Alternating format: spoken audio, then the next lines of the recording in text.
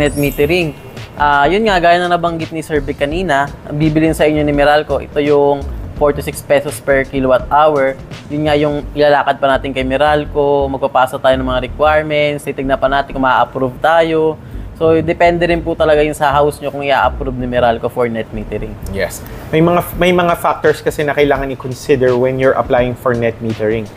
Sometimes yung mga bahay, wala silang disconnect switch sa service entrance nila. Yung mga lumang bahay na matagal nang ginawa, like 1980s pa. Siyempre, yung mga 1980s na bahay na yan, buo pa rin yan. May mga tao nakatira pa rin siya.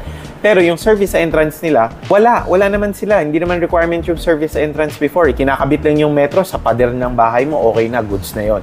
Yun yung panahon ng 1980s, 1990s. Pero ngayon, meron ng framework si Meralco. Kailangan may sarili kang service entrance, kailangan meron kang metro, may mga specs